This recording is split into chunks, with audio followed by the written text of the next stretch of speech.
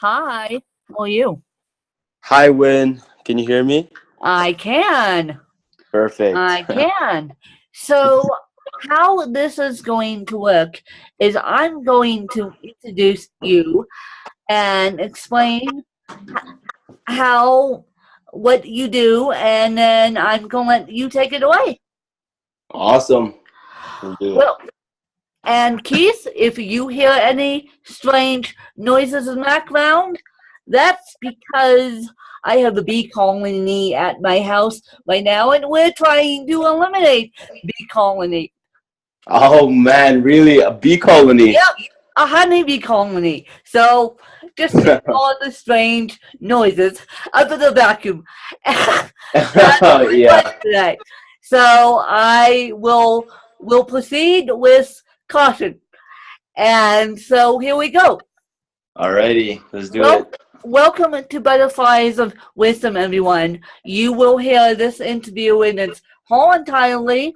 And as you guys know, throughout today, I've been dealing with a honeybee colony in infiltrating my house. I shouldn't say that. So if you guys hear any strange noises, ignore the strange noises and listen to Keith, aka Mac Gives, talk about his journey. Mac Gives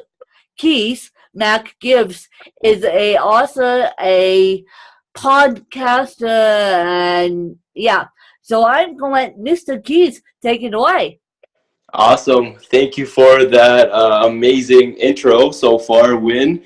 And I find it interesting that there's a bee colony you guys are trying to get rid of. I just read the book, The Secret Life of Bees. Have you read that book? Oh boy, a long time ago. Oh boy, Keith, you bring in a book about bees to this podcast or not? But yes, It's supposed to make you feel better. Yeah. it's supposed to have to be a business book per se, Keith. It just has to be a book that you go back to time and time again. Right, right.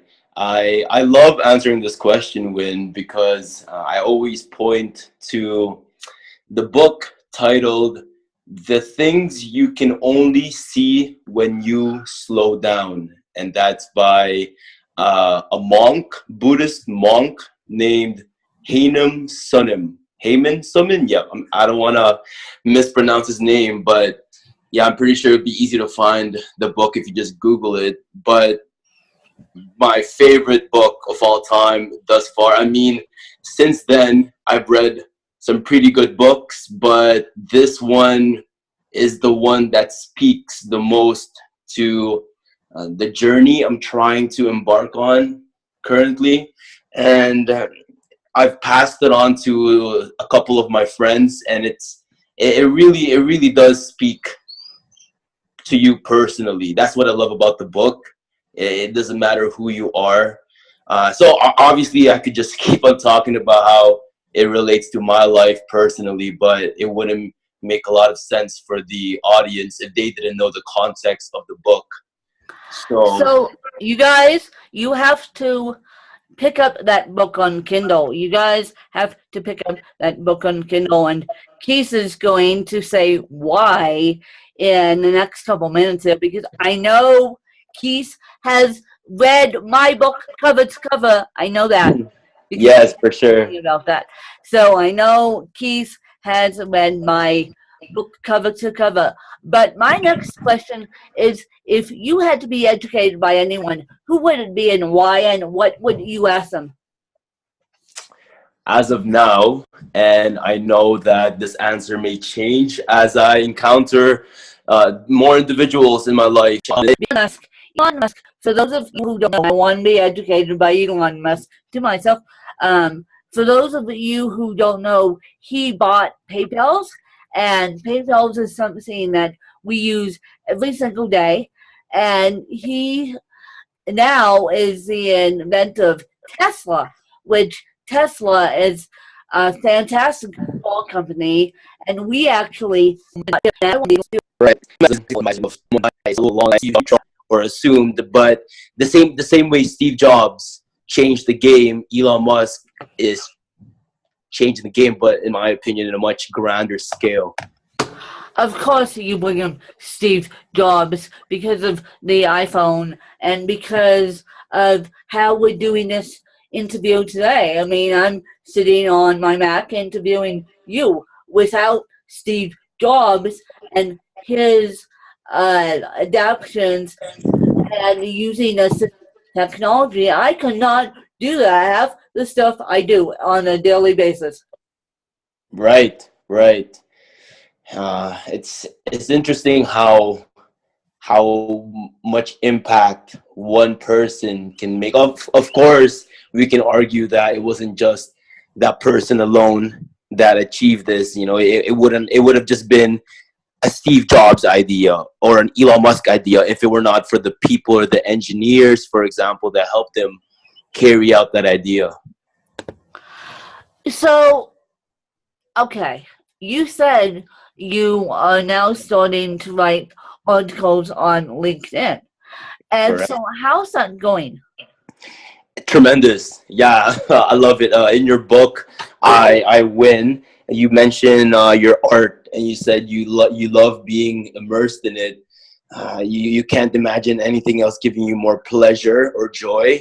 And in all honesty, that's how I feel with writing. I always words that turn into sentences, paragraphs, stories online. It really does bring me joy and happiness that I can't find with anything else. It's related to showcasing your art, and I'm sure that you know that yourself. It's when I you do know that myself. I do know that that book. I did it all by myself, and now it's 6 years. It's been 7 years. 7 years later, I'm going back to journalism school, awesome. and so I'm in the process of getting my degree, and so I'm going to be a better, stronger writer and a better, stronger.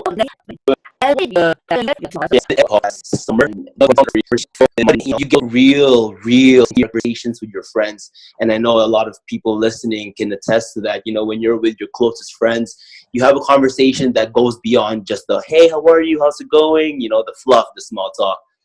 So I hang up the phone and I go, "Oh my gosh, that conversation gave me more energy." It's weird, right? A lot of people, you know, you talk to people, it wears you out, tires you out. But this conversation gave me more energy, and it's because of the stuff that we talked about.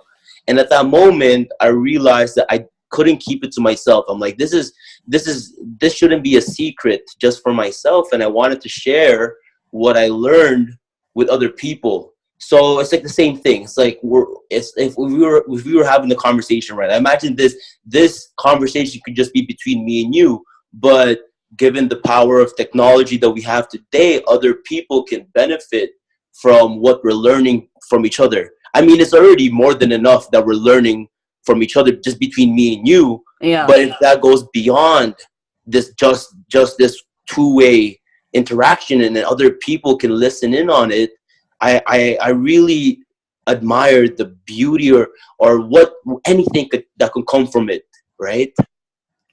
Yes, I agree. I agree. I definitely agree. That's why I started this podcast, Keith. And this podcast, you guys, and Keith doesn't know this yet, but last night I had to make a critical decision. For those of you who know, I'm going back to school to get my journalism degree. I had to decide whether to give up my dream of becoming a journalist and drop this program completely, or decide to give up my podcast, or decide to give up my teaching job. And so I thought about it, and I have decided to cut back on this podcast, cut back on my interviews because it's too much. Even though I love it, it's too much. And so this podcast will be still going strong once a week, but it will be less of an interview style and more of a co-hosted style. I do have a co-host, and my co-host is fully supportive of my journalism degree. But this podcast will be coming back in January of 2020, right after I get my journalism degree. We're opening up strong with a very special guest, but I will still keep the feed going so you guys can hear it, and then you guys can catch me on Facebook Lives on Tuesdays and Thursdays, and so you guys can still see me and still comment, but I won't be as active on the podcast. Right on, right on. Right on. So let's talk about your questions that you want to ask me. I know you've been dying to ask me this question. Correct. Yeah, well, to begin with, I've been dying to just get into conversation with you, right? Yeah. It's not every day that we read a book and we get to speak to the author right after and then talk about what they write, because we can make personal connections about it, and people underline pages of a book, but to get into your head, and first of all, it's respectable that you are able to share your story on these pages, but to go farther and have a conversation, and that's why we love doing these podcasts, just so we can break things down and learn things that we wouldn't necessarily learn if it was just up to us. Right. So that's my first point. And my question for you is, there are people that, or most people, hate hearing their own voice. You record your voice and then you play it back, and a lot of people would cringe. What would you say to those people? How could they overcome that? Well, I thought about this question, and as I was thinking about this question, I was making the crucial decision of I need to stop this podcast, or should I stop this podcast? And my best advice for people is you're going to fail at your first podcast and then get better. And that's why I'm cutting back this podcast. I'm quitting it completely by any means, just so I keep my speaking skills up. But you're going to cringe at your first podcast and then get over yourself quite quickly. And then you'll get the feedback, and people will say, I love it, and then it will go smoothly from there. But for those of you who do not like the sound of your voice, get over it. Get over it. Yeah. Voice needs to be told. Right. I mean, we are always more critical of ourselves, right? So, and we hardly hear our voice. So if we hear something and immediately we say to ourselves, "Oh my, that is my own voice," then I think our brains are very attuned to the negative aspects, the feedback that we give ourselves. So that's a point to be made with hearing your own voice and getting over it. I agree with you. Just get over it, right? It's your own voice. I mean, you should be proud of it. You should be proud of your own voice. Yep. And that's, I think it is a sign of courage, though, to upload your voice on the podcast or online and have people listen to it. But on the flip side, there is also something really cool about leaving your voice out there online. Like if God forbid, I know this is an extreme case, I pass away tomorrow, I mean, my voice still lives on, right? So while I have the opportunity now to say what I need to say, then I will take it. I will gladly take it, right? And it's not like I'm saying bad messages. It's not like I'm spreading messages of love. These are what I try to do in my podcast. I talk about patience, or taking the time, or listening to the other person instead of being distracted. These are all positive messages. So if I can leave this impact, it may be small. I don't know how many people would end up listening to it, but I did it while I had the chance, right? Yep. So that's one of the things I admire about you. And you took your story, put it into a book, which is very beautifully written, by the way. It's I wrote down, I think, twice in the notes section on my Kindle app, because I was reading it on my phone. I, Yes. I would read on and I'd be, okay, I'll read one more chapter, maybe I'll go off do something else, but the story would continue on. And it was, and I'm being honest here, it was hard to put down. Right? I really admire when people could write in a flowing way. It is an art. It's an art. Frankly, it's an art. Well, it's funny you say that because I now have 8 books underneath me. I'm working on my ninth and my 10th while I'm getting my journalism degree, and then they're going to be they're going to be even better books than I win, because I didn't know what the heck I was doing when I wrote the book. And originally, no, I didn't know what the heck I was doing. And so these books are going to be better books than I win. And um, and I hope with my journalism degree that I'm even a strong writer. Right. I mean, that could only happen because you already have a good base skill or art, and if this journalism degree will only sharpen it. So I cannot wait what's waiting on. I cannot wait for what comes on the other end of that journalism. I know you can't, and a lot of my fan base can't, and Right. not in my family. They just want me to get this over with, but they love me and support me, but they're like, "When you need to get this over with." And that's good. It's good you have a support system that can push you like that. Yes, yes, exactly. Exactly. Now, one of the questions I find fascinating that you asked me was, I mentioned my dad's career in the book. And to touch on my dad's career in the book, and he's listening to this podcast right now, so I think he is. And so I want to tell you guys honestly that even though he was in creative industry as a sound mixer for Bob Dylan, Neil Diamond, the Pink Floyd, John Denver, all these big names, his creative industry did not pursue my journalism, did not stoke my journalism degree fire. I did that on my own. Okay. So I thought that was a very interesting question there, Keith, because I'm like, no one's ever asked me that.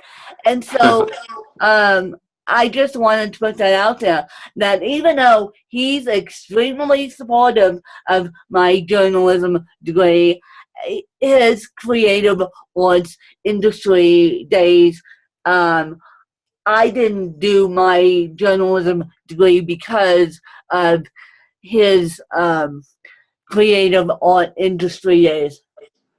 Okay. Okay. Right. So I'm just curious now, and I'm wondering if you spent a lot of time in that environment, that creative environment. Your dad, and you mentioned big names, Pink Floyd being one of them. That's that's amazing. Yes. But being in that environment, was there something there that spurred your interest in journalism, or did you find it in another environment? I found it in another environment. I was never lucky enough to spend time in that creative environment because he did it before I was born. And so that was his previous career before he became a solo entrepreneur. And so I found my journalism degree in a totally different environment. And when I published I Win, and this is public knowledge, people started asking me, how do you do all this stuff? So I found my calling in journalism based off that subject based off of that question. How do you do that? People are so fascinated about learning about CP and learning about cerebral palsy. Right. Okay, that makes sense. Yep. And yes, that's a good segue into another question I was uh, wondering in my head is when how do ideas come to your head, and what's the process of you finally putting them down to paper? Do all these ideas come to your head and then you just try to filter them out, pick the best ones, start writing about it? I use my life as inspiration. I mean, I wrote a book. It should be about a fashion journalist, but it's about a fashion designer, the view from my heels, and I manifested this whole story. And turns out I'm living my story right now, and I'm going to write a novel. You guys don't know this, but this is an exclusive with Keith. I'm going to write a novel eventually, as I near the finish line of my degree, about these characters going to fashion journalism school, because I didn't realize I was manifesting a career shift for me. I didn't realize that when I wrote that book. I didn't. I had no idea what I was manifesting. Right. It's interesting. So as you live through the days of your life, um, ideas pop into your head, such as this fashion journalism story. So is that the book you're currently working on, the No, novel? I'm currently working on. Let's see. I'm currently working on the teaches the view from my teaching desk, which is a fictional novel based upon my 11 years in preschool teaching, believe it or not. And Mm-hmm. so that's one. I'm also working on the view from All Fabric, talking about getting back to work in the fashion industry. And I'm also working on a book about, well, I'm not going to tell you guys that because I don't want any pushback. I'm also working on a book for National Novel Writing Month, which you guys will find out about at the end of National Novel Writing Month in November. And then I'm also working on my fourth and final autobiography. She is CP. Mm-hmm. Mm-hmm. And the view from my teaching desk is actually going to be published by a small press publisher in Houston, believe it or not, because I have given up uploading. I can write books, I can do all the cover designer work, but the uploading of the book is the hardest job in itself. Mm-hmm.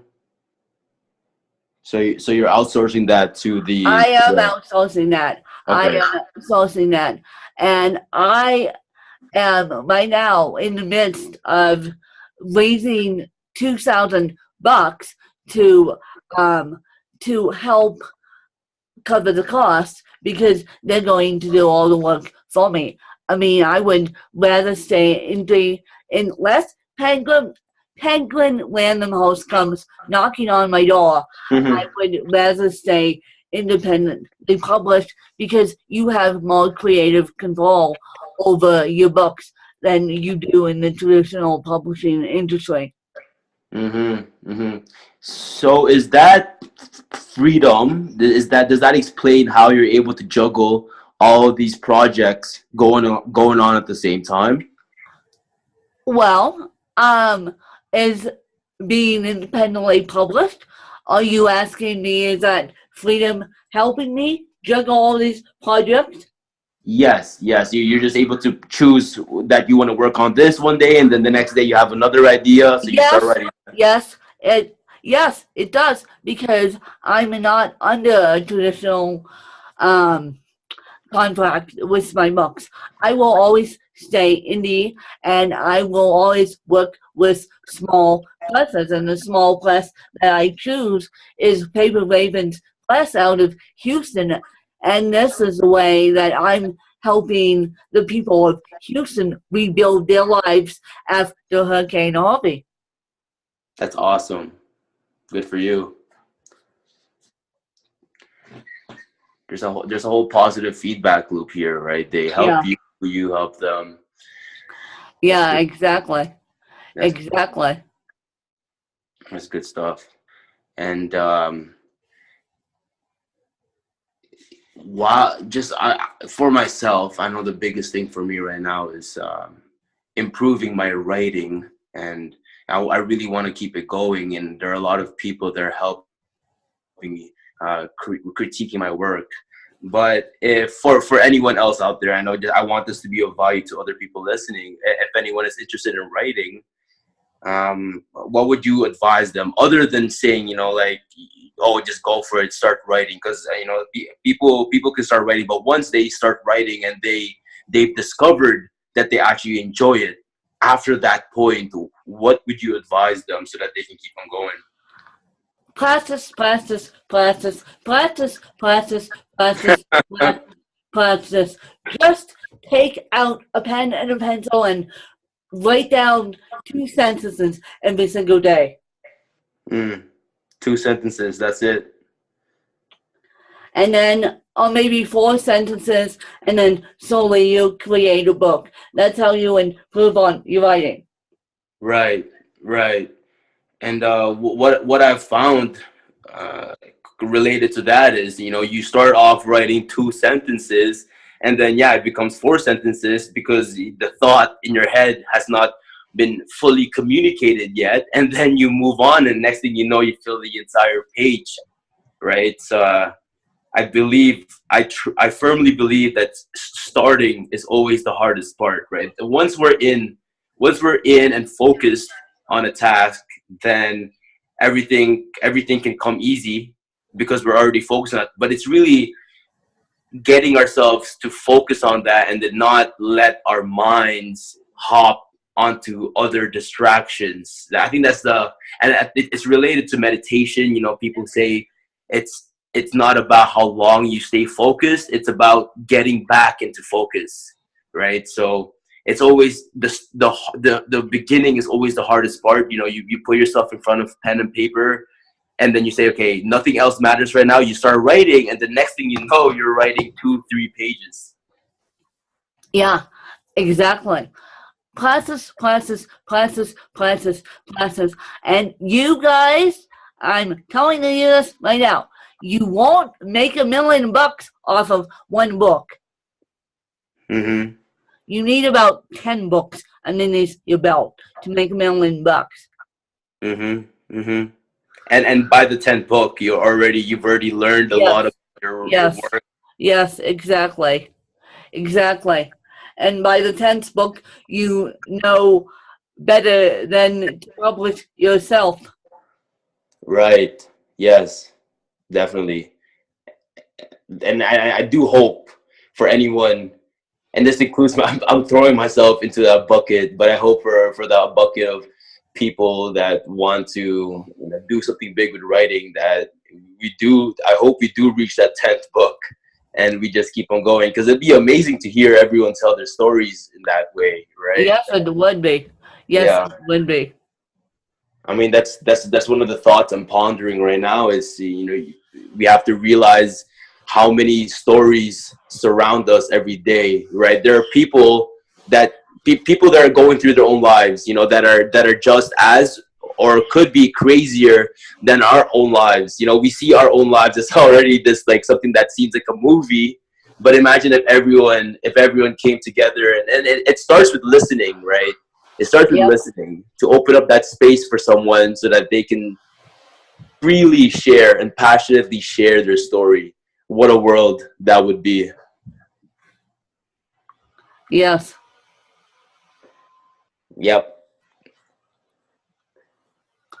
So, do you have any other questions for me? No, that is all. That is You all I have for now. you For now, for but now, for yeah. now, Keith. For now, Keith and Mac gives. We might have to do a second episode here because you guys are already booked. I actually made the decision during Keith's podcast to do one interview a week with everyone who's already booked, including, but I am backing down the podcast because it's too much. And so you guys get one interview with me. And so whoever the lucky one gets that one interview a week.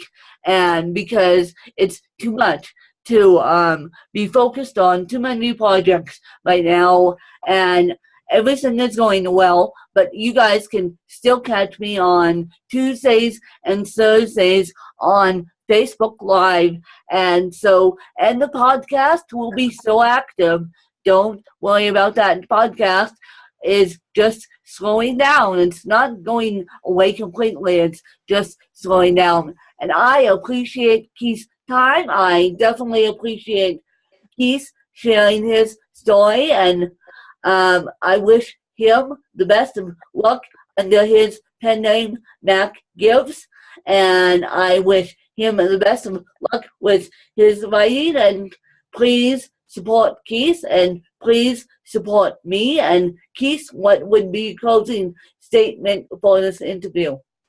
Awesome. Yeah. Well, first of all, I know we're about to end the podcast here, but I just want to give the last point here. It's respectable how humble you can be to step back. You know, other people want to do everything at once, but you can take a step back and be like, okay, I'm going to take less focus on the podcast so I can do other things. So that's my last point there. And with that, thank you everyone for listening. Thank you, Win, for having me on your podcast. My name is Mac Gibbs. That's my nickname. I'm trying to get it to catch on. Mac Gibbs. You can find me on SoundCloud. Jedi Knight Training. That's from Star Wars. Jedi Knight Training with Mac Gibbs. We talk a lot about good stuff on there, similar to Win's podcast.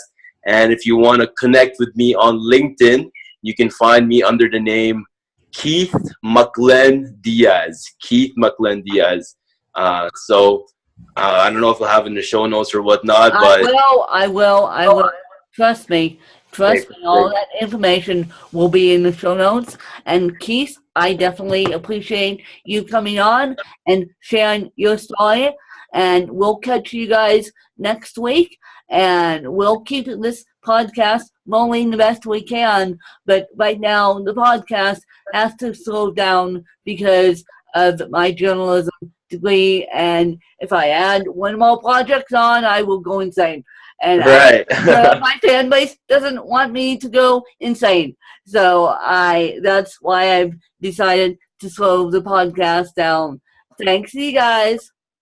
Bye-bye.